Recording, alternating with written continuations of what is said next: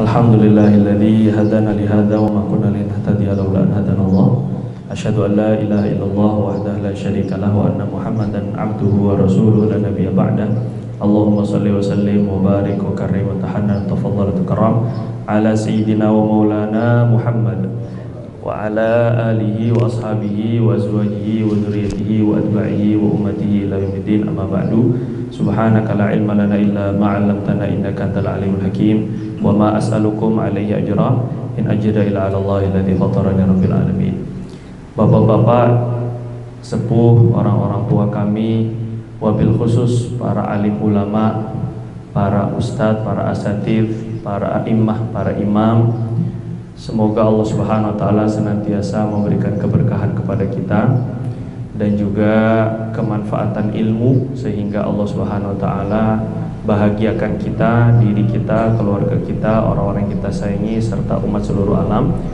Wabil khusus aku subit dzikr, kita yang kita muliakan serta kita hormati, kita harapkan senantiasa doanya para ustadz, para alim ulama dan juga pimpinan Yayasan Haji Arba'usin serta Kepala Desa Karangasem Timur Bapak Yamin Bunyamin serta seluruh kiai-kiai, ustadz-ustadz yang saya muliakan. Semoga Allah Subhanahu wa taala senantiasa memuliakan mereka dunia sampai akhirat.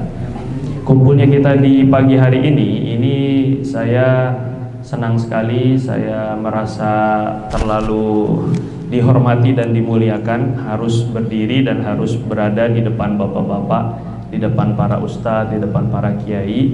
Bukan berarti kita atau saya yang di depan ini jauh lebih pandai, lebih pintar, lebih alim atau lebih berpengalaman, tentu tidak.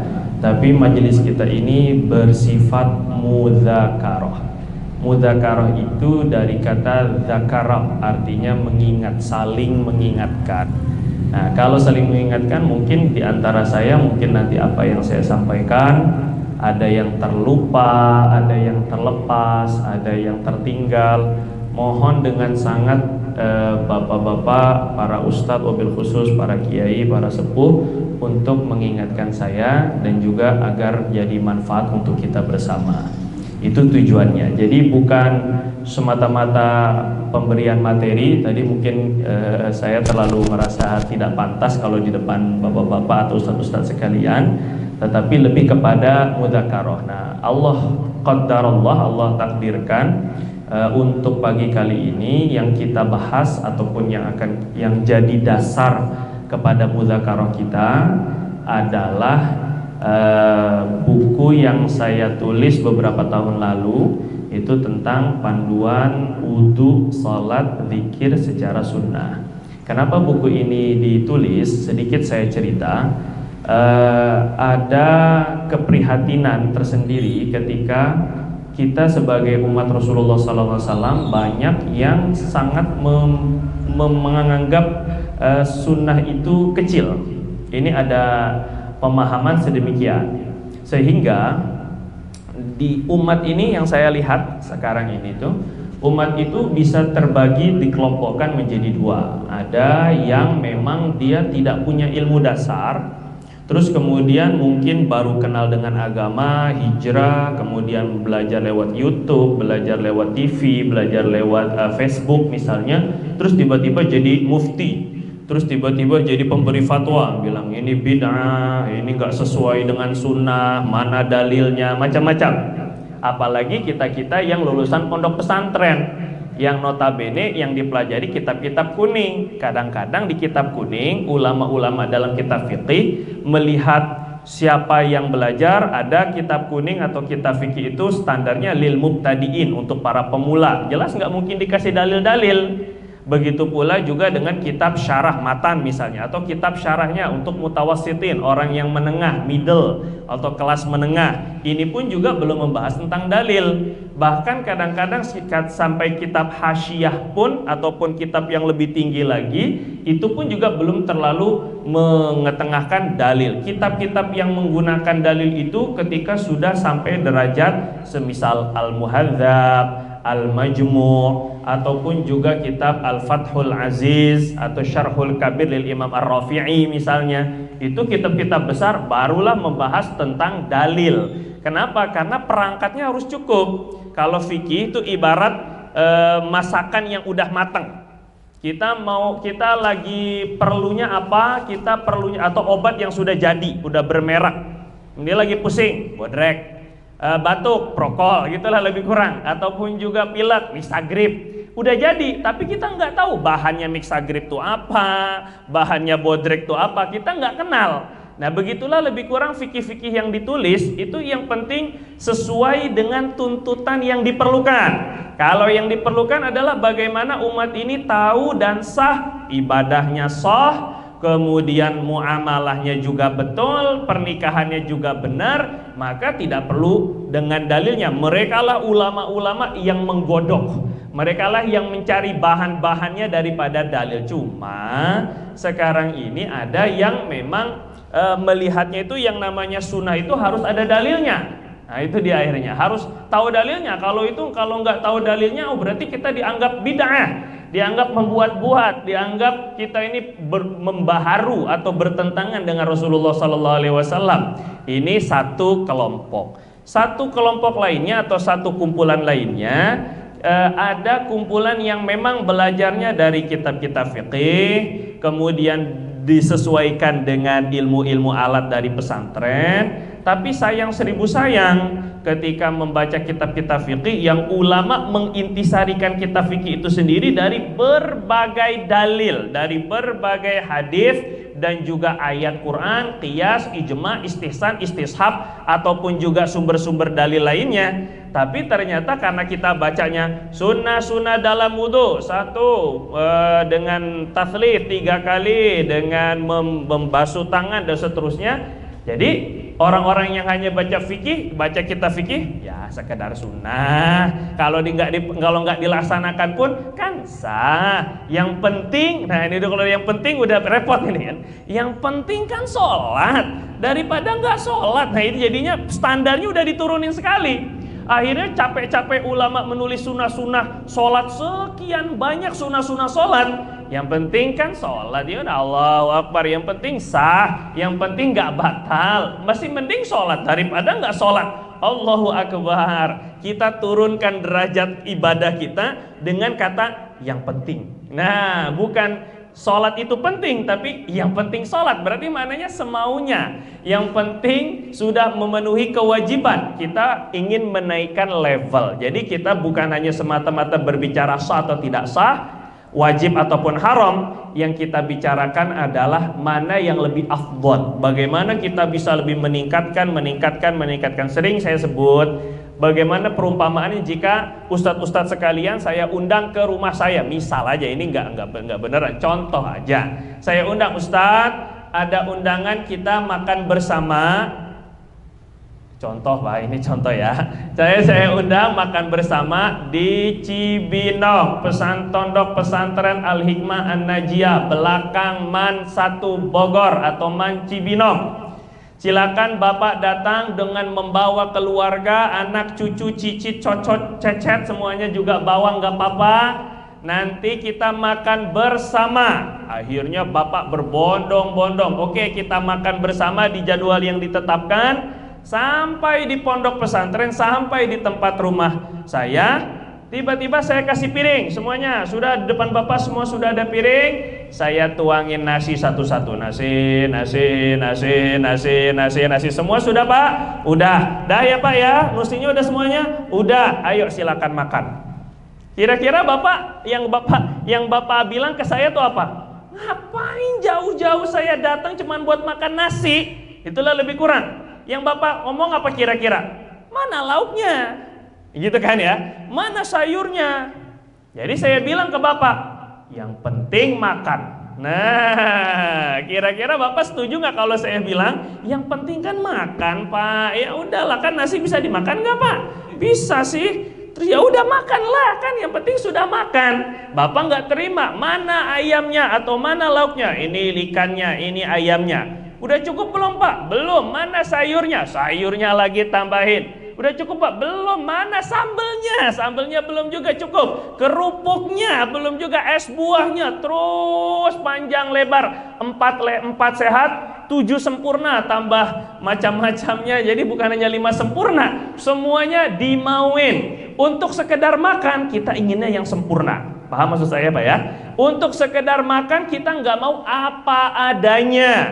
Pakaian misalnya, bapak punya istri lagi ulang tahun, terus kemudian bapak kasih baju daster, ya sininya sobek, tangannya bolong, kemudian agak sedikit ya warnanya sudah pudar, sudah pucat. Bapak bungkus dengan kado yang rapi. Ini mah hadiah anniversary, ini katanya hadiah pernikahan kita. Setelah dibuka dengan kadonya yang bagus dengan pita-pita tadi, setelah dibuka, loh Pak apa ini? Daster kayak begini doang. Ini mah topo, ini mah lapel ini Pak, bukan daster lagi. Masa sih? Coba ibu pakai dulu. Setelah ibunya pakai, bisa nggak, muat nggak Bu? Muat. Kata bapak, yang penting punya baju Bu, yang penting pakai baju baru, yang walaupun ya mungkin baru dikasih, baru dipinjemin, baru dijual, yang penting pakai baju. Nggak terima, yang ada marah besar, jadi perang dunia kedua di rumah kita. Gara-gara kita mau ngasih hadiah, justru malah hadiahnya yang penting. Jadi ketika kita sudah menurunkan derajat, menurunkan standar yang penting, akhirnya minimal-minimal yang kita berikan untuk orang yang kita sayangi, mereka pun gak terima. Sekarang bagaimana dengan Allah Jalla wa'ala? Ketika Allah Subhanahu wa ta'ala katakan, laqad kana lakum fi rasulillahi uswatun hasanah, Allah Rasul itu sebagai contoh yang baik. Ketika Allah katakan, qul in kuntum tuhibbunallaha fattabi'uni yuhibbukumullah wa yaghfir lakum dzunubakum wallahu ghafurur rahim. Kalau kalian benar cinta sama Allah dan Rasulnya, kalau kalian benar-benar mengaku cinta kepada Allah, ikuti Nabi. Maka Allah yang cinta sama kalian, kalian gak usah repot-repot cinta kepada Allah. Allah yang cinta kalian dan Allah ampuni dosa kalian. Ini Allah yang bilang. Jadi yang diikuti dari Nabi itu apa? Fattabi'uni, keseluruhan daripada Nabi. Apakah itu dengan ibadahnya, apakah itu dengan akhlaknya? Kita nggak bicara ikuti Nabi pada akhlaknya saja, enggak. Kita nggak katakan ikuti Nabi itu pada perilakunya saja, rumah tangganya saja, enggak. Fattabi'uni, ikuti aku maknanya apakah ibadahnya Nabi, apakah akhlaknya Nabi, jual belinya Nabi, hukum dan syariatnya Nabi, seluruhnya diikuti. Itu yang diinginkan Allah Jalla wa'ala. Jadi Allah tidak mengkhususkan satu dengan yang lainnya. Aspek kehidupan yang mana yang harus kita ikuti dari Nabi? Segala aspek, kecuali yang memang khusus untuk Nabi. Misalnya masalah kawin, bab kawin, saya mau ikut Nabi, apa maksudnya? Nikah 9, itu yang khusus kepada, giliran yang itu aja bilangnya sunnah Nabi, gilirannya siwak enggak diamalin, ataupun juga wudunya sembarangan. Giliran urusan kawin, poligami, ini sunnah Nabi mah harus diamalkan. Kata Ustadz, fattabi'uni, la ilaha illallah. Baru gila urusan nafsu, baru kita mau ikut sunnah. Nah, semuanya kecuali yang dikhususkan untuk Nabi SAW. Kembali, jadi untuk pertemuan kita ini kita sepakati terlebih dahulu mudzakarah kita pada pagi hari dan juga pada hari-hari setelahnya nanti. Ini untuk mencari afdoliyah yang paling utama, yang bisa kita persembahkan kepada Allah, yang terbaik yang kita miliki. Wa ahsin kama ahsanallahu ilaik. Kata Allah, berbuat baiklah sebagaimana Allah sudah berbuat baik kepada kalian. Sekarang nikmat Allah yang mana yang tidak sempurna kita dapati? Apakah itu dengan anggota tubuh? Alhamdulillah saya lihat dari ujung ke ujung matanya semuanya 2, nggak ada yang matanya 3 atau 1,5 misalnya, nggak ada. Kupingnya semuanya 2, alhamdulillah. Lubang hidungnya ke bawah semua, nggak ada yang ke atas. Alhamdulillah Jalla wa'ala. Dengan napasnya, apa Bapak pernah disekat sama Allah Jalla wa'ala mungkin 1 menit napas nggak dikasih? Pernah? Mana napas ya Allah? Napas sana mana napas saya mana napas? Nggak ada. Kita lengkap dan cukup. Untuk urusan napasnya kita cukup. Semuanya berpakaian. Wa ahsin kama ahsanallahu ilaik. Allah sudah memberi nikmat yang banyak. Wa asbagha alaikum ni'amahu zahirah wa batinah. Kata Allah Jalla wa ala, Allah sudah limpahkan nikmat zahir maupun batin kepada kalian. Maka oleh karena itu ahsin pun juga berbuat baiklah kepada Allah. Perbaiki kita punya ibadah, persembahan kita, akhlak kita kepada Allah Jalla wa'ala, sebagaimana Allah juga sudah memperbaiki nikmatnya untuk kita-kita. Di antara nikmat yang terbesar yang Allah anugerahkan kepada kita adalah urusan sholat. Apalagi alhamdulillah memang buku ini diperuntukkan khususnya bagi para ustadz, santri-santri, imam-imam, DKM. Saya sangat bangga sekali atau sangat bahagia sekali ketika buku ini justru yang memegang adalah bapak-bapak, ustadz-ustadz sekalian. Kenapa? Sebab kalau yang megang ya jamaah awam biasalah, maksudnya jamaah biasa yang hanya jadi makmum, alaiha nahya wa alaiha namutu wa fiha nub'atsu insyaallah ta'ala aminin, yang memang hanya jadi makmum, paling sekedar baca sedikit dah. Setelah nggak ngaji, taruh, udah nggak diamalin lagi, sudah tidak dibaca-baca lagi. Tapi kalau ustadz, tapi kalau santri, tapi kalau seandainya imam-imam, ini tentu akan bisa jadi panduan mereka. Dan alhamdulillah sesuai dengan tajuk ataupun sesuai dengan tema pada majelis hari ini adalah sesuai dengan mazhab Imam Syafi'i radhiyallahu taala anhu. Dan itu buku memang sengaja tidak saya tulis mazhab Syafi'inya, strategi sebenarnya biar masuk juga ke orang sebelah. Gitu maksud saya sebenarnya. Sebenarnya ujungnya itu mazhab Syafi'i. Kalau Bapak lihat referensi di belakangnya, kitab-kitab yang dipakai itu, khususnya kitab-kitab fikihnya, itu mazhab Syafi'i semuanya, hampir rata-rata mazhab Syafi'i, kecuali kitab-kitab hadis itu yang jadi referensinya. Jadi memang sebenarnya mazhab Syafi'i, cuman saya tidak tuliskan mazhab Imam Syafi'i. Yang saya ingin perlihatkan adalah walaupun ulama mungkin di kitab-kitab fikih itu hanya menulis sunnahnya ini, nggak pakai dalil, ternyata ada dalilnya. Itu maksud saya. Jadi ini saya perkenalkan bahwa ulama-ulama kita tuh nggak sembarangan dalam menulis apa yang mereka tulis, itu ada dasarnya seluruhnya, termasuk juga usolinya, nawaitul wudunya, itu kan yang sebagian mereka perkarakan kadang-kadang. Nah itu yang ingin saya, termasuk juga kunut dan salaman setelah sholat, itu juga saya masukkan, saya sempilkan di dalam buku itu. Tujuannya adalah agar minimal lah, kalau seandainya nggak mau juga setuju, kalaulah juga tidak sependapat, minimal saling menghormati karena masing-masing kita memiliki dalil. Itu intinya. Nah maka saya berharap itu buku untuk pertemuan kali ini. Tadi saya dikasih aba-aba, nanti insya Allah akan ada tanya jawab. Mungkin saya tidak baca lembar per lembar karena memang waktu yang terbatas. Jadi saya akan mempercepat saja inti-inti pembahasannya. Ustadz-ustadz semuanya boleh baca nanti di rumahnya masing-masing. Kalau menurut ustadz ada yang janggal, silahkan dengan dada terbuka, dengan penuh pengharapan. Saya justru minta dikoreksi atau minta diberi masukan terhadap tulisan yang saya tulis. Itulah lebih kurang Bapak. Nanti 20 menit sebelum jam 10, sebelum majelis berakhir, akan ada sesi soal tanya jawab. Maka dari sekarang pun kalau mau dipersiapkan tanya jawabnya dipersilahkan, baik tentang nanti yang apa saya yang sampaikan atau di luar kajian kita yang masih berkaitan dengan seputar sholat. Nah, sholat Nabi SAW itu sudah masyhur, sudah terkenal, hadis riwayat Bukhari, wasallu kama raaitumuni usolli. Salatlah kalian sebagaimana kalian lihat aku salat. Ini jelas hadis ini bukan buat kita-kita. Sebab kita-kita gimana ngelihat Nabi salatnya?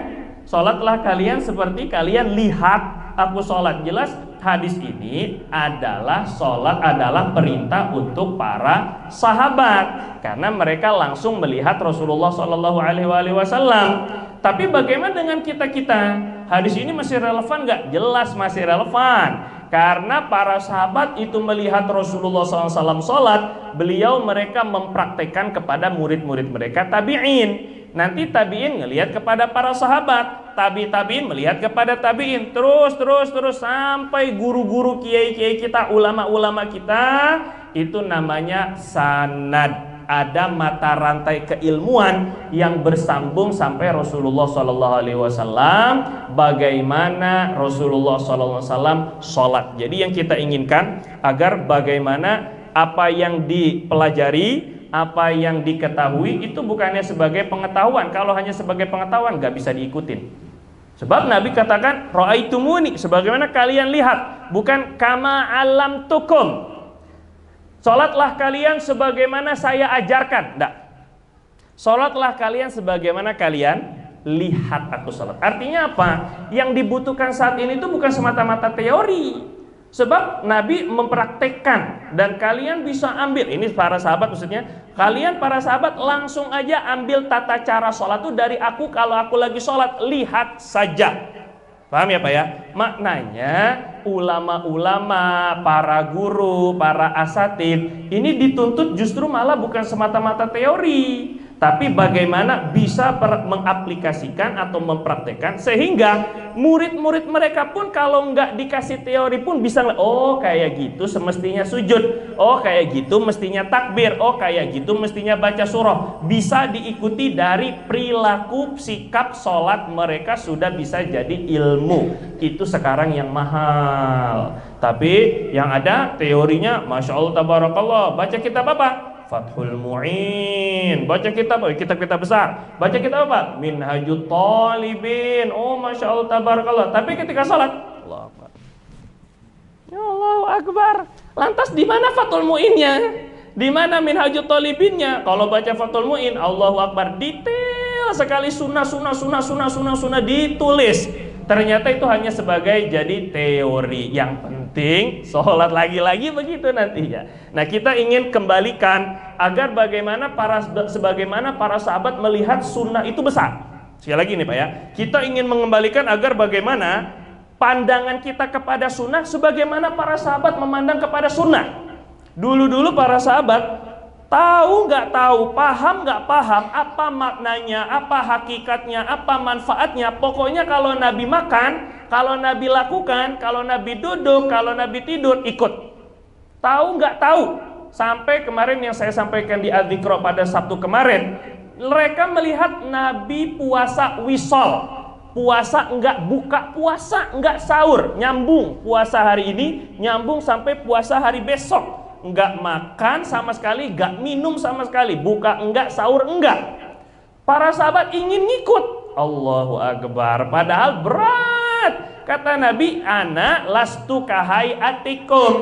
Aku tuh enggak kayak kalian. Innama yut'imuni rabbi wa yasqin. Allah itu memberi saya makan dan minum. Kalau saya, Allah berikan makanan dan minuman rohani sehingga enggak terasa lapar. Kalau kalian nanti akan membahayakan. Kata mereka apa? Innaka tuwasil, tapi engkau sendiri melakukan puasa wisol ya Rasul. Saking inginnya para sahabat mengikuti Nabi sampai kayak begitu mereka. Sayyidina Anas bin Malik sering saya ceritakan. Sayyidina Anas bin Malik dalam riwayat Tirmidzi ketika lagi makan bersama-sama Nabi di nampan itu melihat Nabi ngambil labu makan. Labu dikumpulin, labu sayur, labu siam dimakan. Maka Anas bin Malik, oh berarti Nabi itu suka dengan labu. Hanya gara-gara melihat Rasulullah makan, nggak nanya, Rasul kandungan labu apa sih? Oh ada antioksidannya, oh ada vitamin E-nya. Nggak ada begitu, nggak ada. Paham nggak paham? Langsung Anas bilang, semenjak itu setiap kali aku makan ada labunya, aku makan duluan. Karena si cintanya itu ngikut dengan kesukaan Nabi. Nggak paham, nggak paham, ikut. Nah, nggak kayak Bani Israel. Suruh nyembelih sapi, warnanya apa sapinya? Ya Allahu Akbar. Karena kadang-kadang terlalu pinter ini menyusahkan juga kalau boleh hal ya kan. Terlalu kepinteran jadi susah nurutnya. Suruh warnanya apa? Dikasih tahu kuning kecoklatan. Yang bekas dipakai buat ngebajak sawah apa enggak? Repot, padahal coba kalau dari awal Nabi Musa suruh menyembelih sapi, selesai masalah. Tapi gara-gara mereka tanya, makin susah kriteria sapi yang Allah suruh berkurban, makin susah, makin susah, makin susah. Kenapa? Karena terlalu banyak mikir. Mestinya taat aja kalau sudah nabinya suruh. Nah, begitulah para sahabat melihat sunnah itu besar, karena ini sunnah dijanjikan akan mendapatkan dua hal minimal. Paham nggak paham akan Allah janjikan dua hal. Yuhibbukumullah wa yaghfir lakum dzunubakum. Allah cinta, Allah sayang. Kalau Allah sayang, doa dikabulkan, urusan dimudahkan, dilindungi dari segala mara bahaya. Kalau Allah udah cinta, apapun Allah beri. Itu kaidah kita sebagai pecinta. Bagaimana dengan Allah Jalla wa'ala? Yang kedua, Allah ampuni dosa kita dengan mengikuti sunnah-sunnah Nabi. Maka yang untuk sesi kali ini kita ingin bicara tentang sebelum sholat. Sebelum sholat tentu akan masuk ke dalam pembahasan wudhu. Silahkan bapak-bapak kalau mau dibuka bukunya di halaman wudhu. Nabi katakan, man tawaddo'a mithla nahwa wudhu'i hadza. Di wudhu awal-awal, hadis itu menjadi dasar landasan kita. Kenapa wudhu kita ini harus mengikut dengan wudhunya Nabi? Di situ di halaman 6 Rasulullah SAW sabdakan, man tawaddo'a nahwa wudhu'i hadza summa shalla rak'ataina la yuhaditsu fihi ma nafsah ghufira lahu ma taqaddama min dzambi. Siapa yang berwudhu seperti wudhuku ini. Nah, ini kan penting. Seperti wudhuku ini, terus gimana wudhunya? Nah, itulah yang ditulis dalam kitab-kitab fikih. Sunnah-sunnah itu yang penting. Siapa yang berwudhu seperti wudhuku ini, kemudian dia sholat 2 rakaat saja, sholat sunnah qobliyah kah namanya, sholat sunnah duha lah, terserah.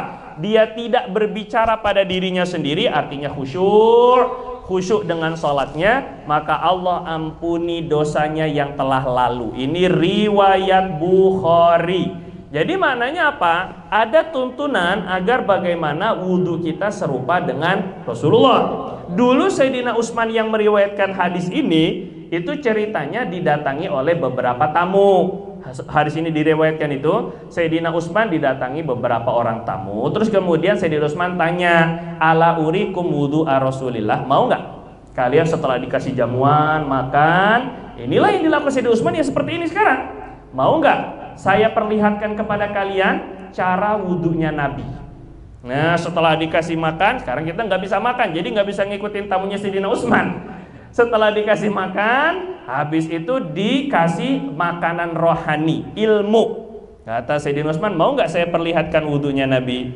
Tentu mereka maulah. Ini kan menantunya Nabi. Sayyidina Utsman itu kan menantunya Nabi dengan 2 anak putri Nabi, Dzun Nurain bahkan sebutannya, memiliki 2 cahaya. Maka Sayyidina Utsman langsung meminta kepada pembantunya, kepada khadimnya, kepada hamba sahayanya untuk diambilkan tempat duduk dan 1 bejana air. Nah, jadi kemudian setelah beliau selesai wudhu, nanti hadisnya akan saya potong-potong di dalam sunnah-sunnah ini. Kemudian setelah beliau selesai berwudu, kemudian beliau berkata kepada tamu-tamunya, saya mendengar Rasulullah SAW berkata, siapa yang berwudu seperti wuduku ini. Jadi beliau praktekin dulu. Apa maksudnya? Maknanya begini, Ustadz-ustadz atau bapak-bapak, kita jangan sampai merasa kerdil, merasa hina ketika mengajarkan sesuatu yang mungkin dianggap orang remeh. Wudu misalnya. Banyak orang mungkin, ya masalahnya cuman wudhu doang, udah jenggotan putih kayak gini masih belajar wudhu. Nggak. Para sahabat nggak merasa tergamak, tidak merasa terragu-ragu untuk membicarakan hanya masalah wudhu. Untuk mempraktekkan masalah wudhu, itu mah anak TPA, itu mah anak diniyah ini yang di belakang, baru diajarin wudhu. Kita nih politik Islam, pengobatan Islam, ataupun juga pemerintahan Islam atau apalah, jual beli Islam, Nggak, dari yang kecil-kecil itu dulu kita mulai. Kalau yang kecil-kecil aja nggak beres, gimana mau mempelajari yang besar-besar? Maka para sahabat seperti Sayyidina Utsman dengan beberapa sahabat-sahabat lainnya pun meriwayatkan demikian. Jadi Sayyidina Utsman mempraktekkan, kemudian beliau katakan, siapa, Rasulullah sabdakan, siapa yang mempraktekkan wudhu seperti wudhuku ini. Nanti kita akan bahas sedikit demi sedikit. Untuk syarat sah wudhu saya rasa tidak perlu terlalu dalam, Bapak bisa baca. Rukun wajib wudhu pun juga demikian. Namun yang perlu diperhatikan dari wudhu untuk masalah wajib ini adalah mengenai tumit. Satu, ini sering sekali. Ini juga. Kedua, siku. Banyak yang mungkin jamaah-jamaah kita atau orang-orang awam, bahkan sebagian kalau di tempat-tempat perbelanjaan atau di pom-pom bensin, wudhunya asal. Ini nggak basah lagi. Bawahnya ini nggak basah. Allahu Akbar. Gimana sholatnya? Kalau wudhunya sudah batal atau tidak sah, maka jelas sholatnya susah diterima Allah Subhanahu Wa Taala. Kalau diterima pun itu sudah kemurahan daripada Allah. Tapi yang jelas secara hukum zahir nggak diterima. La tuqbalu sholatu bi ghairi tuhur wala sadaqatu min ghulul. Dalam riwayat Tirmizi, Nabi katakan tidak diterima sholat tanpa bersuci yang benar, dan tidak diterima sedekah yang berasal dari korupsi atau perkara yang halal, perkara yang haram. Maka perbaiki wudhunya, khususnya bagi kita para imam, bagaimana agar wudhu kita memang menjadi persiapan berjumpa dengan Allah Jalla wa'ala. Apalagi kalau diantara kita ada yang bertugas sebagai amil atau memandikan jenazah, agar bagaimana jenazah kita sebelum berjumpa dengan Allah, sebelum menghadap Allah, kita wudukan dengan wudhu yang paling sempurna yang kita bisa. Sunnah-sunnahnya kita amalkan, karena dia udah nggak bakal wudhu lagi. Ini wudhu terakhir. Apalagi orang-orang yang kita sayangi, apalagi sahabat kita, tetangga kita, jelas kita harus berikan yang terbaik. Maka kalau menguasai wudhu secara sunnah, tiap hari kita amalkan, insya Allah mewudukan mayit pun juga begitu. Kita praktekkan untuk diri kita sendiri. Wudhu yang penting batasan-batasannya terbasahkan semuanya. Hal-hal yang membatalkan wudhu juga saya rasa tidak perlu, bisa dibaca sendiri dan juga sering dikaji. Tata cara wudhu secara sunnah, kita langsung masuk ke halaman 11. Ini sebelum sholat ya. Pertama, hemat air. Walaupun itu adalah air kita yang bayar, walaupun itu ada, apalagi kalau itu air musola, air masjid, air wakaf, jangan sampai bukanya terlalu besar. Kalaulah itu memang kamar mandi kita, kerannya keran kita, rumah kita, listrik kita yang bayar, tetap tidak dianjurkan untuk membuka sekeras-kerasnya, sebuka-bukanya, kencang sekali, padahal sekedar buat wudhu. Berapa kira-kira yang Nabi pakai buat wudhu? Hanya 1 mud, 0,6 liter atau 0,8 liter paling banyak, nggak sampai 1 liter. Buat wudhunya Nabi nggak sampai 1 liter. Bisa, karena Nabi wudhunya tuh pakai baskom. Biasanya di tempat-tempat lain saya praktekkan langsung pakai air, tapi di sini simulasi aja, pakai baskom kecil. 1 mud itu nggak banyak. Nah, bukan kayak kita sudahnya gede, was-was pula. Ada penyakit nawaitul wudhu.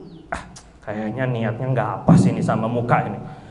Nawaitul wudhu. Akhirnya berkali-kali buang-buang air itu mah, bukan benar-benar, bukan karena buang air besar. Ini memang buang-buang air beneran ini mah. Gara-gara was-was, godaan setan. Jadi kita nggak sampai seperti itu terlalu ekstrim, nggak boleh semacam demikian. Jadi bukannya sedikit, karena Rasulullah yatawaddo bil mud. Nabi itu wudhunya cuma dengan 1 mud. Yaghtasil bi khamsati amdad, hanya ukuran 1 so atau 5 mud. Nabi mandinya itu 4 mud atau 5 mud atau 1 so. 1 so-nya 4 mud atau lebih sedikit. Mandi, padahal Nabi rambutnya panjang. Mandi wajibnya Nabi atau mandi sunnahnya Nabi itu cuman 3,5 liter. Kita zakat fitrah 3,5 liter. Itu mandinya Nabi. Allahu Akbar. Sangat hemat, sangat, bukan irit, bukan pelit, enggak. tapi innal mubadzirina kanu ikhwana syayatin. Sebab yang mubadzir itu temannya setan. Makanya Nabi nggak mau, walaupun ini duit sendiri, walaupun air sendiri, bahkan nanti ada hadis Nabi bisa keluar air dari sela-sela jari beliau. Kenapa harus hemat-hemat, harus irit-irit? Tinggal minta doa sama Allah, turun hujan banyak, sampai kebanjiran pernah. Nabi diminta, Nabi ini udah kering nih, udah kering kerontang. Itu semuanya hewan-hewan udah pada kekeringan, rumput-rumput mati. Tolong doa biar hujan. Nabi doa hujan. Ketika hujan, hujannya nggak berhenti-berhenti. Sampai seminggu nggak berhenti-berhenti. Allahu Akbar. Akhirnya minggu depannya sahabat komplain lagi. Nabi ini hujannya nggak berhenti-berhenti nih. Yang kami mau tuh maksudnya ya secukupnya. Ini udah banjir sekarang. Minta lagi, komplain lagi. Akhirnya sama Nabi, Allahumma hawalina wala alina. Minggir sebelah-sebelah aja, ya Allah sebelah-sebelah aja. Akhirnya di Madinah awan mendungnya itu hanya sekeliling Madinah seperti cincin. Ini karena mukjizat Nabi SAW. Itu Nabi mampu, artinya untuk mendatangkan air itu bisa saja. Jadi Nabi irit-irit itu bukan karena beliau kekurangan air, enggak. Bisa beliau untuk berdoa sama, itu maksud saya. Tapi memang yang Nabi ajarkan agar bagaimana kita bisa lebih hemat, agar bagaimana kita bisa lebih proporsional dalam penggunaan air, apalagi air wakaf. Yang kedua, melakukan wudhunya dengan duduk. Ini kalau mampu.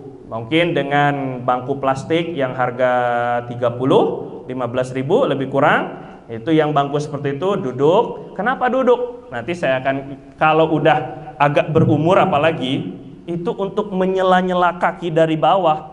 Susahnya. Kalau jarang meraktekan ya nyela-nyela kaki, ini kaki gini-gini doang.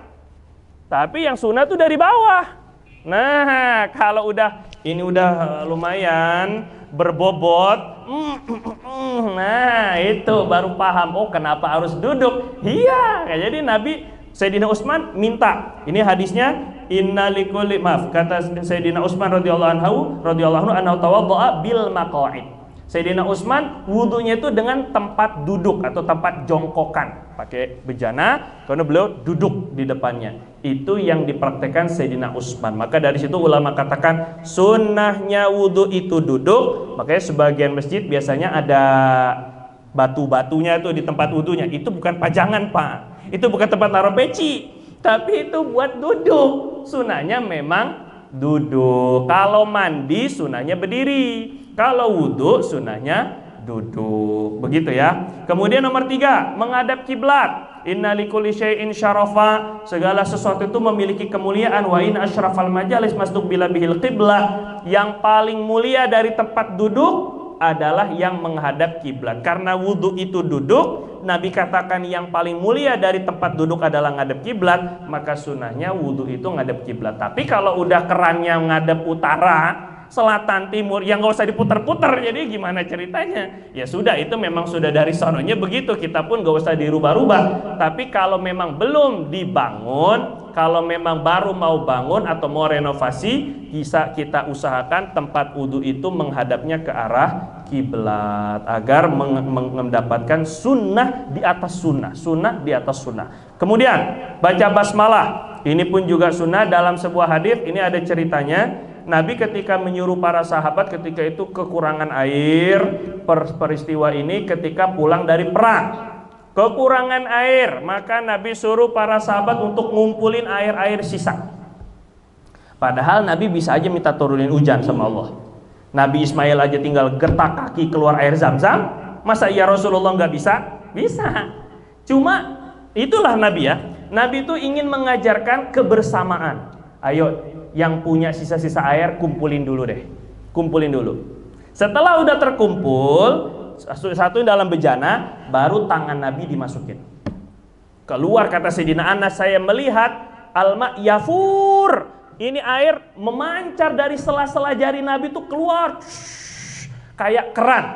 Tapi Nabi suruh kumpulin dulu sisa-sisanya, karena yang sisa-sisa itu barokah. Nah, sisa-sisa kumpulan itu keberkahannya itu. Nabi keluar, masukin tangannya, baru kata Nabi, tawaddu bismillah. Mulailah wudunya dengan mengucap nama Allah. Ayo satu-satu wudu. Semua satu wudu. Sampai semua pasukan, satu rombongan, semuanya berwudu. Ketika Anas bin Malik ditanya, berapa orang ketika itu cukup buat wudu? Kata beliau, nahwa sab'ina nafaron, sekitar 70 orang. Padahal tadinya sisa-sisa air doang, tapi cukup untuk ke-70 orang di satu kumpulan. Maka ini baca wudunya dengan bismillah. Dalam sebuah riwayat, walaupun ini riwayat dhaif, orang yang tidak baca bismillah, orang yang tidak baca bismillah di wudunya, maka diampuni dosanya hanya anggota-anggota wudu. Tapi orang yang baca bismillah sebelum wudu, diampuni dosanya seluruh tubuhnya. Maka ini jangan sampai bismillah. Kalau kelewatan, kelupaan, baca bismillahi awwalahu wa akhirahu di tengah-tengah wudu. Boleh. Kalau di kamar mandi yang ada WC-nya, wudunya bismillahnya pakai hati, di dalam hati. Jangan sampai nggak baca bismillah. Nah, ini penting. Bersiwak. Ah, ini dia yang saya tadi katakan, ini benda sakti, Pak. Bukan selap, bukan sihir. Ini bisa meningkatkan amal ibadah kita. Siwak, permintaan Nabi SAW itu, ini siwak ini dari sekian banyak kayu yang ada di zaman Nabi, ternyata Nabi pilihnya kayu yang ini, namanya arok. Kayu apa, Pak? Kayu arok ini, bukan kayu arak. Kayu arak itu jadi khomer ini ya. Ini kayu arok namanya. Ini siwak ini ya sekarang jadi sikat gigi. Cuma orang sekarang ngapain lagi pakai kayu yang kayak gitu? Kan sekarang udah ada Pepsodent, Ciptaden, dan den-den lainnya. Jadi ngapain lagi harus pakai kayu yang kayak gitu? Itu kampungan, itu mah katro, itu mah zaman dulu. Dari sekian banyak kayu yang ada di zaman Nabi, kenapa Nabi pilih arok? Kayu ini? Padahal bisa aja pakai kayu kurma. Padahal bisa aja mungkin pakai kayu zaitun, ya walaupun Nabi pakai yang kedua itu pakai zaitun juga pernah. Padahal bisa aja mungkin pakai kayu-kayu yang lainnya. Tapi kenapa Nabi pakai kayu arok? Nah, ternyata para sahabat mah nggak tahu. Mereka pun pokoknya Nabi, kata Sayyidina Abdullah bin Mas'ud, saya diperintahkan kuntu ajtani li Rasulillah SAW siwakan min arok. Pokoknya saya diperintahkan, diminta sama Nabi untuk memetik kayu arok untuk dijadiin siwak sama Nabi. Saya hanya diberitakan itu aja. Ya sudah, jadilah ulama katakan kayu yang paling utama untuk sikat gigi ataupun untuk siwak adalah kayu arok. Mereka nggak tahu kandungannya. Setelah ribuan tahun sekarang, Allahu Akbar, Pepsodent sampai tergoda bikin yang namanya Pepsodent dengan kayu siwak mengandung antibakterial. Tahu dari mana Nabi kira-kira ini mengandung antibakterial? Sampai Pepsodent pun melihat umat sudah ngeh dengan yang namanya sunnah, mereka pun tergoda untuk bisnisnya dimasukin juga kayu siwak di dalam odolnya.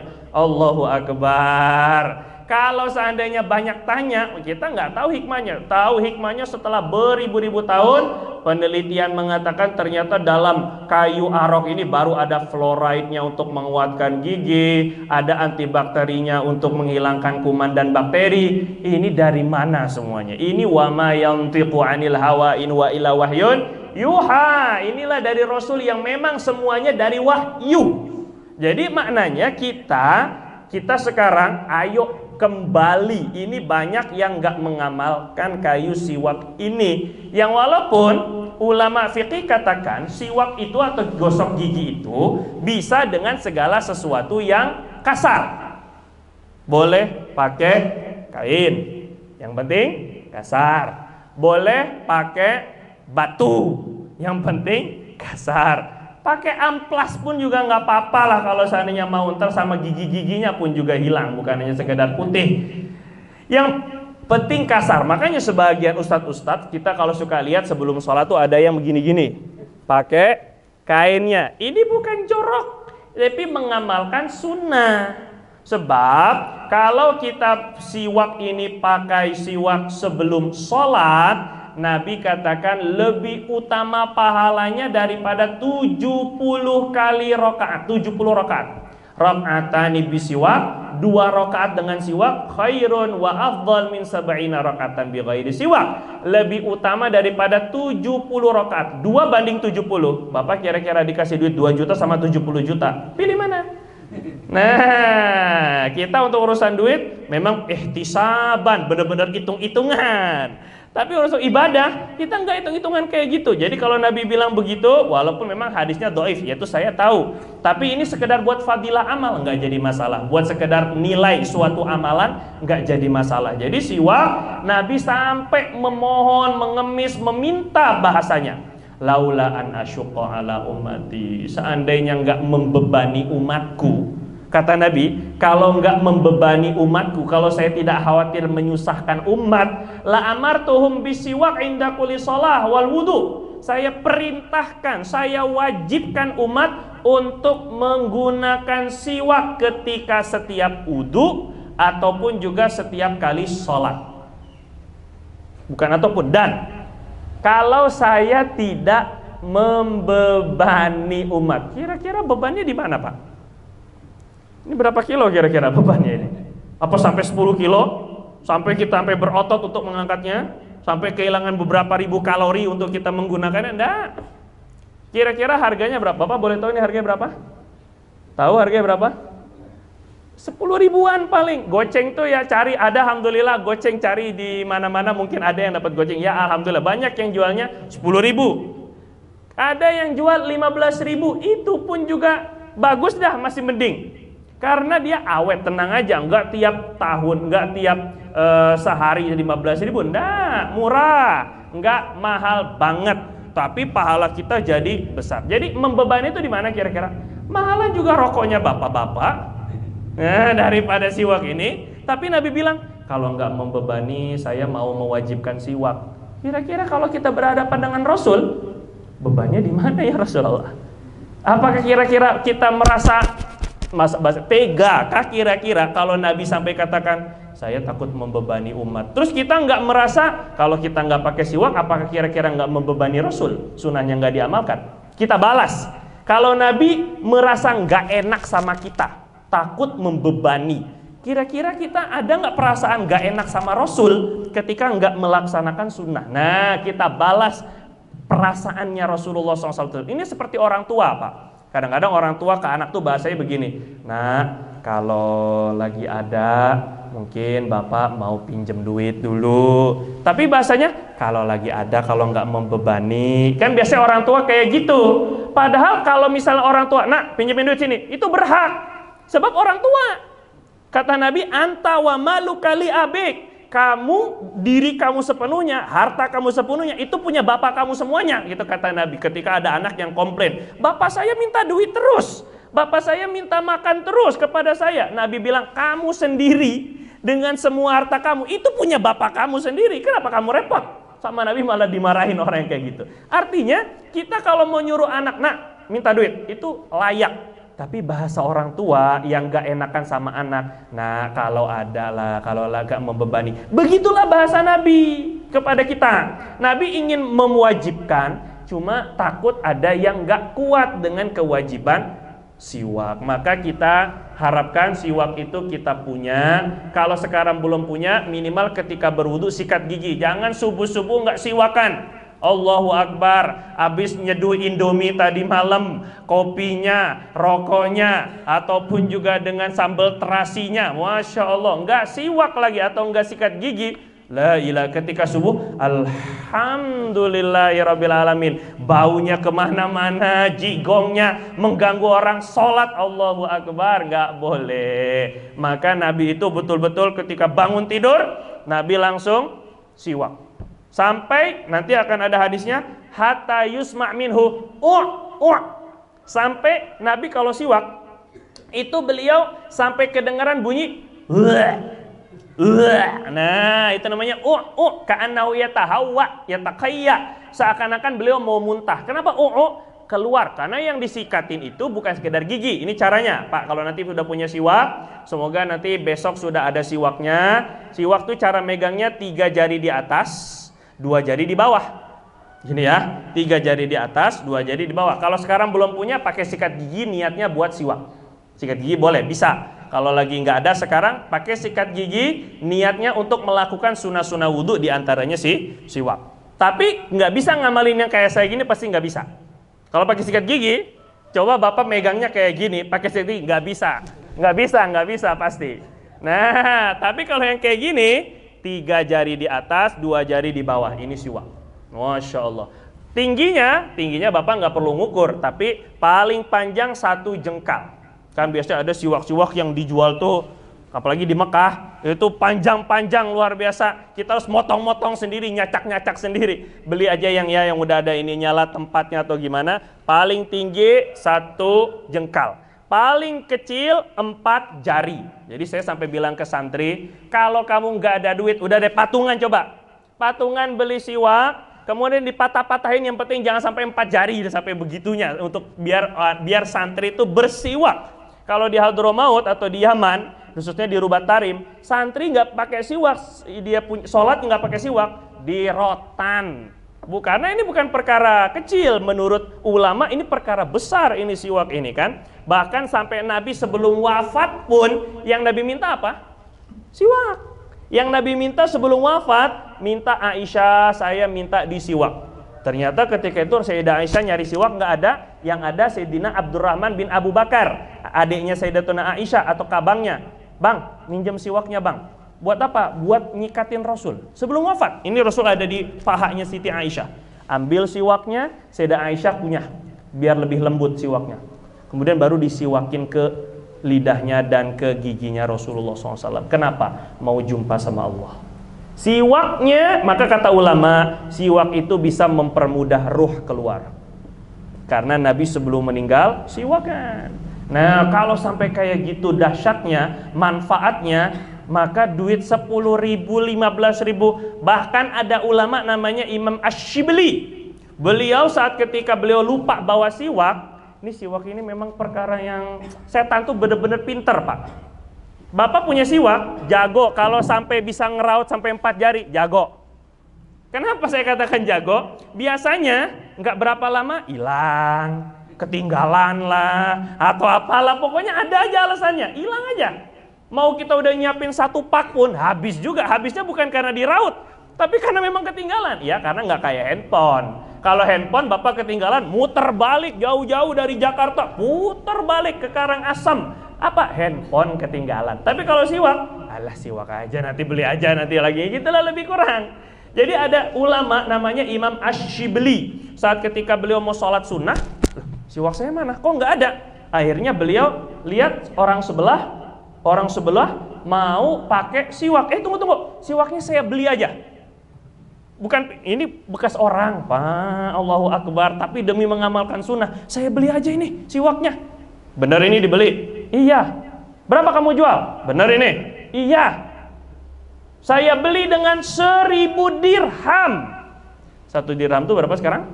80.000. Kali 1.000 berapa?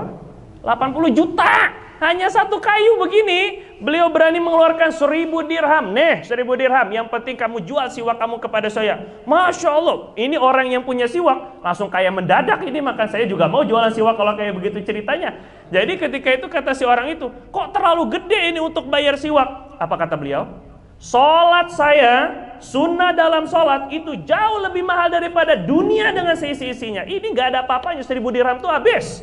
Tapi sholat saya di hadapan Allah itu jauh lebih mahal. Ini baru orang beriman, betul-betul melihat akhirat itu besar luar biasa. Maka siwak pakainya begini, 3, kemudian kanan dulu yang atas dengan geraham, kanan atas, kanan bawah geraham, kiri atas geraham, kiri bawah geraham. Puasa nggak apa-apa, nggak jadi masalah, kecuali siwaknya kasih mecin. Ini ceritanya lain ini mah kan, ini nggak ada rasanya, jadi biasa saja.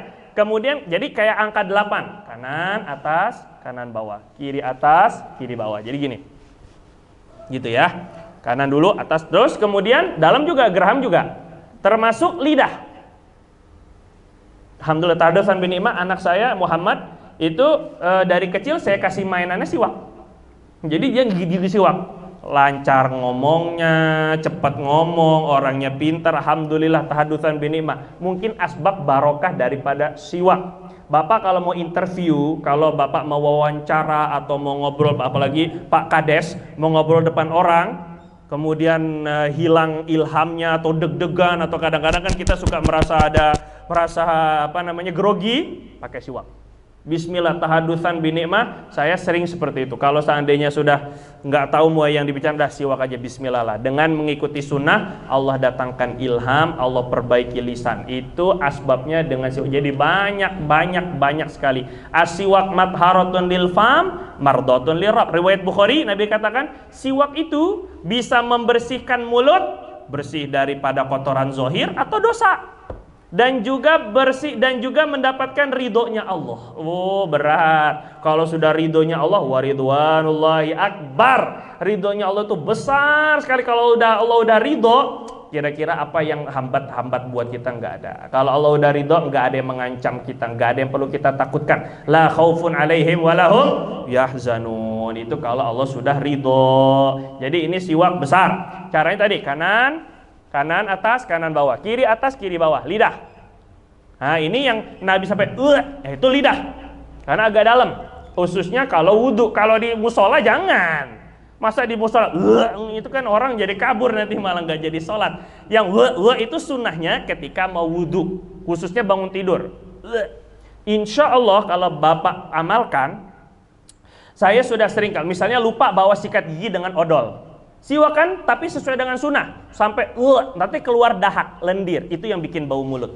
Setelah lendir itu keluar, insya Allah mulut kita udah nggak bau lagi. Nah, jadi ini luar biasalah, pokoknya siwak ini luar biasa. Terus kanan lidah langit-langit. Nah, begitu lebih kurang. Jadi ketika kita bersiwak, kita niatkan, saya niat melakukan sunnah-sunnah wudhu. Nawaitu sunanal wudhu, saya niat melakukan sunnah-sunnah wudhu. Jadi setelah bismillah melakukan sunnah, saya niat melakukan sunnah-sunnah wudhu. Mungkin terakhir biar ini langsung praktek wudhunya aja Ustaz ya. Jadi katanya 20 menit terakhir ada sedikit, saya minta beberapa menit untuk langsung praktek wudhu secara sunnah. Semoga bisa menjadi manfaat, bisa diamalkan. Ini langsung aja. Jadi nanti kalau dalil-dalilnya Bapak bisa lihat di buku. Tapi prakteknya saja, ini simulasi walaupun gak ada airnya. Pertama, gak pakai ini gak apa-apa ya. Terus saya terus ini. Oh, jangan terlalu hina, terlalu mulia saya. Nah gini, ini aja lah ya. Insya Allah lah. Suara saya sampai ke ujung pun kedengeran. Insya Allah kalau nggak pakai mic pun juga kedengeran. Gini ya. Pertama, saat ketika kita sudah siwak, udah Bismillah sudah, maka yang pertama kita buka lengan itu dari kiri dulu. Kiri, perhatikan dengan secara detail karena ulama-ulama kita sangat apik dalam wudhunya, apik banget. Kiri baru kanan. Nah ini adalah sunnah membuka baju, buka sendal, turun dari kendaraan, itu semuanya kiri. Keluar dari rumah, keluar dari masjid, kiri. Maka ketika kita melipat pun kiri dulu. Sama ketika kita mau buka baju, kiri dulu, baru kanan. Jelas ya Pak ya ini ya. Terus selanjutnya adalah basuh tangan. Kalau pakai bejana, tangannya dibasuhnya di luar. Gini dituang. Kalau pakai gayung, di luar dulu. Tapi kalau pakai keran, ya sudah gini. Langsung bersamaan 3 kali. 1, 2, 3, selesai. Dengan niat dalam hati, nawaitu sunanal wudhu. Diucapkan juga, nawaitu sunanal wudhu. Saya niat melakukan sunnah-sunnah wudhu. Kemudian selanjutnya adalah kumur-kumur. Kumur-kumur itu sunnahnya pakai satu tangan. Satu tangan, ambil, kumur, masuk sebagian masuk, sisanya irup. Tapi langsung dibuang. Kalau enggak pusing kepala, pening kepala karena terlalu dalam. Ini karena salah mengamalkan sunnah. Ambil, pakai tangan kiri, keluarin. Ambil sekali lagi, satu, itu baru satu. Jadi 1 kali ngambil, mulut, hidung. Ngambil kedua, mulut, hidung. Ngambil ketiga, mulut, hidung. Jadi cuma 3 kali pengambilan air. 3 kali cidukan aja. Ambil ya. Masuk. Yang lebih afdal, sedikit aja airnya. Karena sisanya masuk ke hidung. Keluar lagi. Langsung keluarin lagi. Gitu ya Pak ya. Keluar, pakai tangan kiri dibersihin. Mulut. Itu yang paling afdal. Kalau nggak lagi puasa. Lagi puasa, masuknya setengah liter, keluarnya cuma 0,2 liter, kan gawat ini kan. Nah ini jadi 3 kali itu untuk mulut hidung, mulut hidung, mulut hidung. Pakai tangan kanan ngambilnya. Jadi bukan 2 tangan. Dalilnya detail ada di dalam kitab, ada di dalam buku pokoknya. Kemudian muka. Untuk muka jangan lupa niat nawaitul wudu, minimal saya niat wudu dalam hati ketika awal air mengenai wajah. Tapi caranya pakai ambil dua tangan. Jadi tadi satu tangan, sekarang ambilnya dua tangan. Ambil dua tangan dari atas. Diusap, digosok, lebihin. Kepala dilebihkan, ini telinga dilebihkan, bawah juga dilebihkan. Kemudian ini, sunnah untuk mengusap mata. Jadi nggak ada ceritanya orang Islam sholat belek di sini, hijau di sini, la ilaha illallah, nggak ada. Jadi kenapa? Berarti wudunya nggak benar. Ambil dari shot, ini dilebihin semua, ini kena muka, telinga kena, atas kena. Jadi dilebihkan. Ini semuanya akan menjadi cahaya nanti di hari kiamat, dan dengan cahaya itulah kita dikenal oleh Rasulullah SAW. Jelas Pak ya? 3 kali. Jadi telinga kena sudah 3 kali. Sudah. Selanjutnya dengan niat tadi jangan lupa. Selanjutnya adalah tangan kanan. Lagi-lagi pakai satu tangan. Saya ulang ya. Kumur-kumur pakai satu tangan. Muka pakai 2 tangan. Tangan pakai satu tangan lagi. Yang lebih afdol, tangan itu dimulainya dari jari ke. Karena dalam Al-Quran wa aidiakum ilal marafiqi. Tangan kalian ke siku. Kalau ke itu berarti finishnya ke siku. Maknanya startnya dari jari. Jadi gini, ambil. Nah, begitu. Nah, baru gosok-gosok. Baru diratain. Ini di sela-sela. Sela-selanya dari atas.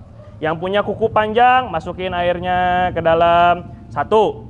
Ambil lagi. 2. Jadi kedua tuh di kanan. Ketiga di kanan. Baru kiri, kiri, kiri. Jadi jangan kanan, kiri. Kanan, kiri itu fitness.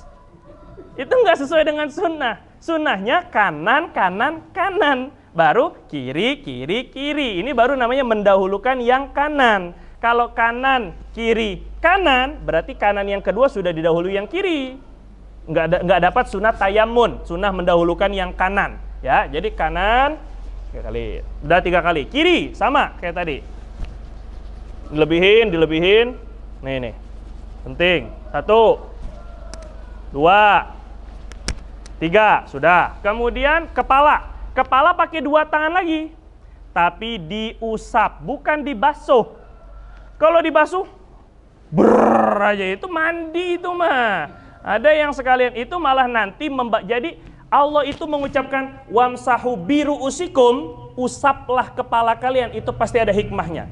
Kenapa Allah nggak suruh untuk dibasuh seperti tangan, wajah? Kalau wajah, tangan dibasuh. Maknanya dibasuh, ada air yang mengalir, ada tetesan air mengalirnya, itu namanya basuh.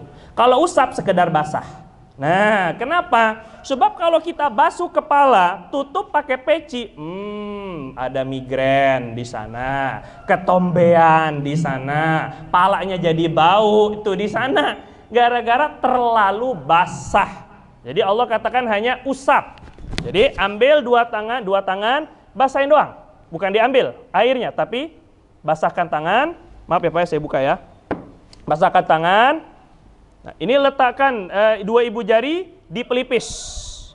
Kemudian ini jari bersentuhan. Detail sekali dalam Fathul Muin, silahkan baca di kitab-kitab fikih. Begitu yang dipraktekkan ulama. Set. Ke belakang sampai tengkuk belakang. Ke depan lagi. Ini 1, basahin lagi. Kenain telinganya sampai tengkuk, ke depan lagi. Kalau enggak botak licin. Kalau botak licin, nggak punya rambut, itu cuman ke belakang doang, ke depannya nggak usah, orang nggak ada rambutnya. Kalau ada rambutnya kayak tadi, Nabi kayak gitu, set ke belakang sampai tengkuk, ke depan lagi, 3 kali. Ya, jangan mentang-mentang ulama Syafi'iyah atau kita, saya ini mazhab Syafi'i, akhirnya gimana? Pelit banget buat wudu aja, ya Allahu Akbar. Kalau kita yakini bahwa wudu itu akan menjadi cahaya, nanti kita ketemu Allah, cahayanya di sini doang. Kan gak enak kayak kunang-kunang begitu di atas, tinung di atasnya udahnya kecil, kelap-kelip lagi karena wudunya gini doang. Ya ilahi wa maliki. Jadi kita keluar dari perbedaan pendapat ulama, mazhab-mazhab lain menyatakan ada yang sepertiga seperti mazhab Hanafi, ada yang sepenuhnya seperti mazhab Maliki, semua kepala harus kena. Jadi kita ambil yang lebih utama, usap semua kepala. Ke depan lagi. Nabi sampai beliau pakai imamah, kan pakai imamah tuh nyopotnya malas, Pak.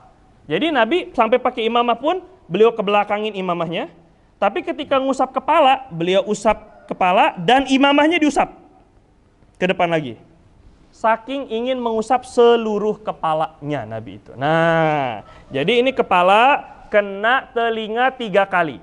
Kemudian khusus telinga pakai 2 tangan lagi. Telinga 2 jari nih. Telunjuk dengan ibu jari. Usap saja, bukan dimasukin, jelas. Ini hanya diusap. Basahkan, kemudian secara bersamaan. Ada sebagian kanan dulu 3 kali, kiri 3. Ini nggak ngaji tuh. Telinga itu langsung bersamaan. Dua-duanya usap dengan 2 jari, usap. Untuk telunjuk itu yang di dalam, untuk ibu jari yang di luar, dari bawah ke atas. Saya ulang ya, gini. Mulai dari lubang, jalan. Nah, yang bawah, yang ibu jari dari bawah ke atas. 1, usap lagi. 2, gini maksudnya. Nah, bukan saya bapak gini-gini nantinya, bukan. Ini maksudnya ini di telinga maksudnya gitu ya. Gitu, set. 3 kali. Jadi telinga sudah kena 9. 3 ketika muka, 3 ketika ngusap kepala, 6, 3 ketika khusus untuk telinga, 9. Tambah lagi dengan ujung kelingking, basahin, khusus untuk lubang, 3 kali. 1, 2, 3. Ini jarang sekali yang ngamalkan, jarang sekali. 3. Tambah lagi khusus dengan daun telinga.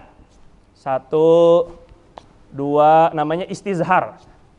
3. Nah, itu sempurna. Jadi telinga kena berapa kali? 15 kali. Ini afdol. Minimal lah. Kalau capek, aduh kalau wudhu kayak gitu dulu capek dong saya. Minimal ketika sholat fardu lah. Minimal wudhunya yang kayak gitu. Kemudian kaki. Ini nggak usah saya perlihatin kaki saya. Ntar ini. Jadi anggap aja ini kaki, Pak. Kaki ini. Kaki itu dimulai dari mana? Dari jari ke mata kaki. Ke. Berarti awalnya startnya dari jari. Jadi bukan begini-gini dong.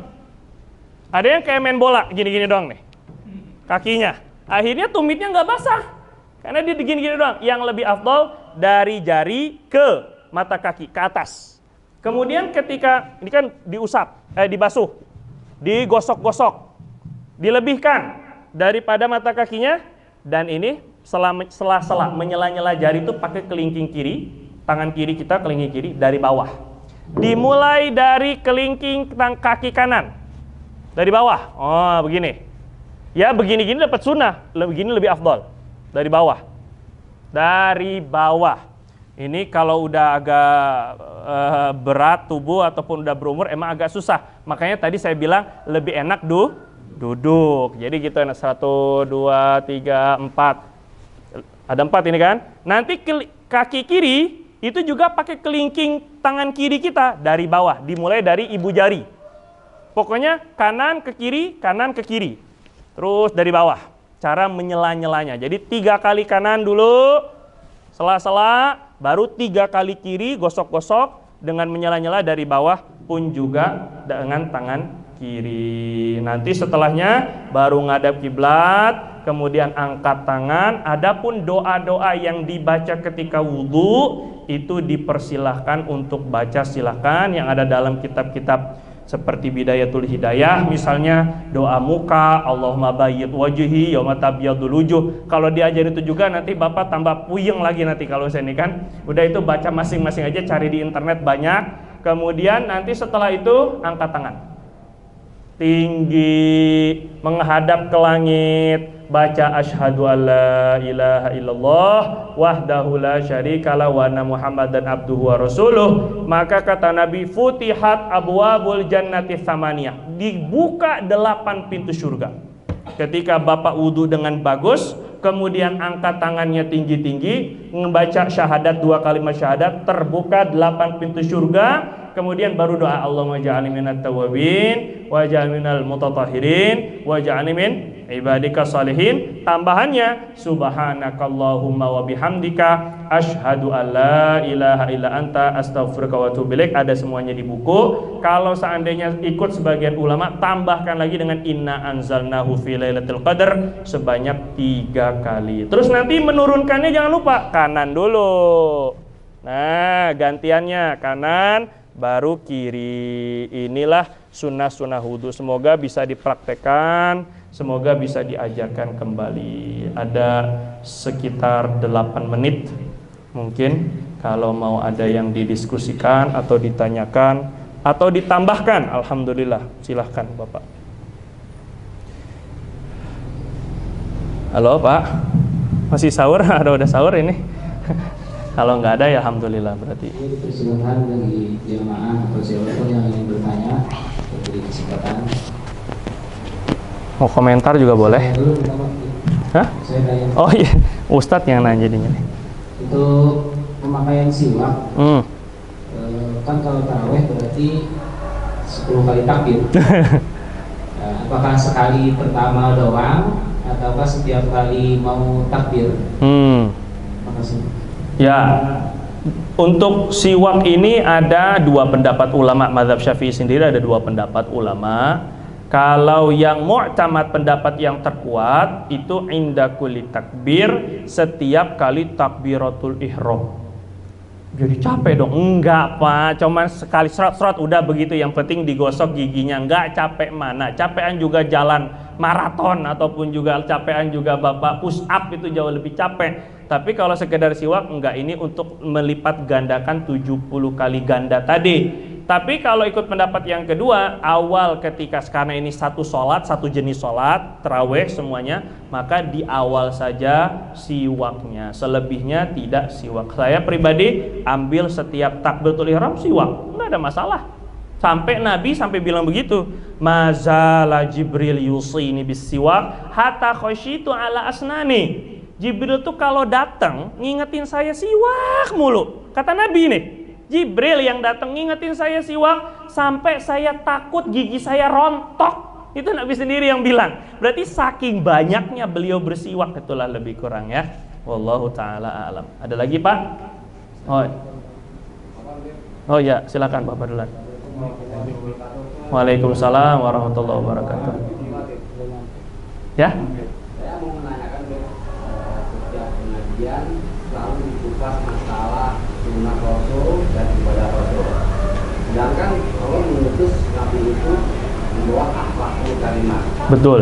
Yang paling utama. Benar. Nah, menurut pengamatan saya yang fakir kepada Allah, masalah akhlak itu sangat penting. Betul, betul. Ya. Sebab kenapa?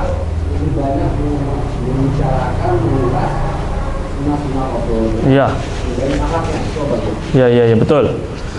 Tadi di awal ada mukadimah saya tadi ya, bahwa yang kita ikuti fattabi'uni, ikuti aku dalam Al-Quran, itu yang Allah perintahkan ikuti aku secara menyeluruh. Baik itu sisi ibadahnya, baik itu sisi akhlaknya, jual belinya, syariatnya, bahkan pemerintahannya pun kalau seandainya kita mampu, kita praktekkan. Karena itulah yang diperintahkan Allah, suruh ngikut Nabi. Allah nggak katakan ikuti akhlaknya saja, ikuti rumah tangganya saja, ikuti sholatnya saja, enggak. Tapi yang Allah suruh fattabi'uni, ikuti keseluruhannya. Sampai para sahabat ikutin selera makan. Tadi kan begitu ya, sampai selera makannya pun juga diikuti. Maka tadi pertanyaan Ustadz, kalau seandainya kita sekarang ini akhlak kita menipis, kenapa banyak yang di kajian-kajian itu justru malah adalah ibadahnya, begitu, sisi ibadahnya.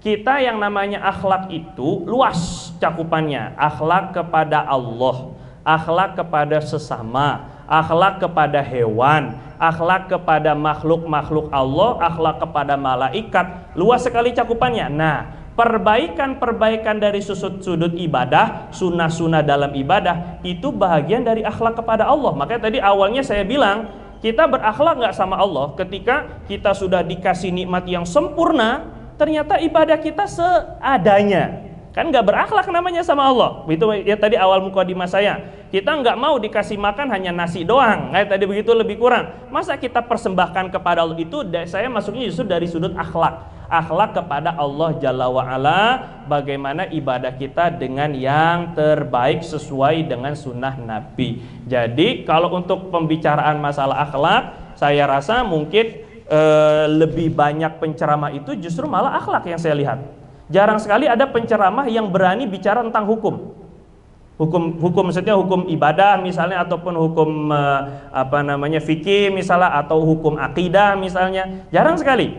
Kebanyakan penceramah-penceramah, lihat saja, baik itu di Isra Mi'rajnya membicarakan tentang sholat, nanti ujungnya sholat itu tanha anil fahsya'i wal munkar, mencegah dari akhlak yang buruk. Munkar itu bukan semata-mata maksiat yang haram, tapi juga sombongnya itu mungkar, pelitnya itu mungkar, riaknya, pamernya itu mungkar semuanya. Jadi kalau kita perbaiki sholat, Allah pun perbaiki akhlak kita kepada sesama. Tapi sayangnya kita belum lagi menghayati makna dan kandungan dari ibadah itu sendiri, sehingga belum terwujud dalam kehidupan kita sehari-hari. Maka dari sinilah kita mulai, perbaikan dari ibadahlah kita mulai untuk memperbaiki Allah, biar memperbaiki akhlak kita kepada sesama. Begitu lebih kurang Bapak yang saya bisa jawab.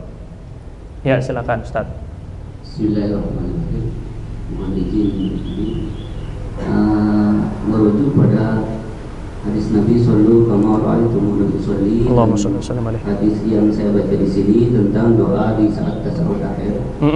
Ada sebagian saudara kita yang membaca Allahumma shalli ala Muhammad wa ala ali Muhammad. Ada sebagian saudara kita yang membaca Allahumma shalli ala sayyidina Muhammad wa ala ali sayyidina Muhammad. Manakah yang tepat atau kedua-duanya benar? Atau lebih afdal ya? Ya, sebenarnya di buku itu saya jawab, saya sudah kasih masukan, sudah saya sisipkan itu masalah Sayyidina. Saya lupa, pokoknya cari di tahiyatnya. Di situ ada pendapat Al-Imam Izzuddin Ibnu Abdissalam yang mengatakan bahwa sekarang kita pilih antara dua.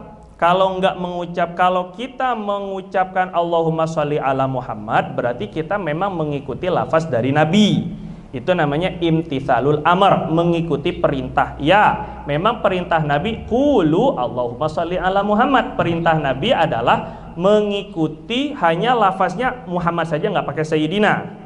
Tapi ulama kok tambah-tambahin Sayyidina. Nah, ini namanya sulukul adab, melakukan sopan santun, menjalankan sopan santun. Sekarang pilih antara dua, ngikutin perintah atau menjalankan sopan santun.